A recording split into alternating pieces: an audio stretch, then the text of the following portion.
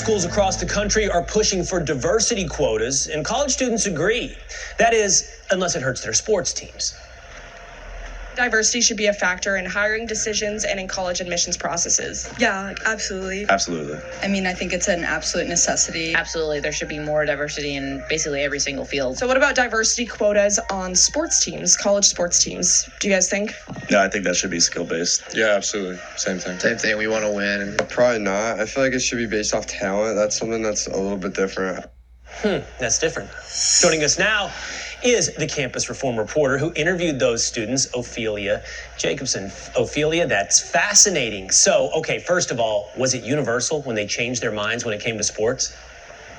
Absolutely. So I asked these students, do you support these diversity quotas when it comes to the workplace and university admissions? And all of them said yes. But when I asked them to apply that same quota to their sports team, they were all against it. And that just goes to show, these students changed their mind. They realized that we should be looking for the best candidate for every single job, regardless of race or sex. So my video really nudges these students to see that the same principle holds true across all areas of society.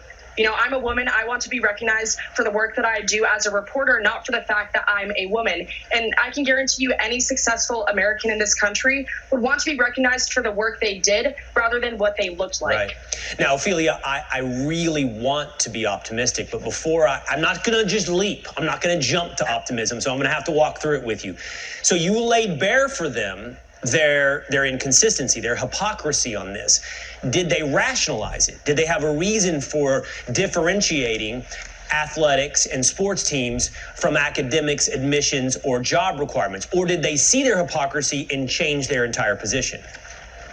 They did see their hypocrisy, and at the end of the video, I had a lot of students admit that they did change their mind once I put it into the perspective of the Florida Gators football team. But, looking towards the future, we really have to think about what these quotas will do to the next generation of Americans, what this will do to the workforce. If these students are used to just getting everything that they want based on a characteristic that they were born with, they will never really know what it's like to work hard for something. America, it was built on hard work, not diversity quotas. The problem is our students right now, they're being taught that meritocracy is a bad thing, that it's racist, sexist, or biased. So that's why the work we do at the Leadership Institute's Campus Reform, it's so important, because I've talked to hundreds of college students, and just by presenting them another side of the argument, by presenting them with logistics and facts, they're able to change their mind. And I think that's very encouraging to see, especially in our political climate today. Well, that is encouraging. If, in fact, the hypocrisy allowed them to re-examine their initial position, that whether or not we're talking about sports or academics or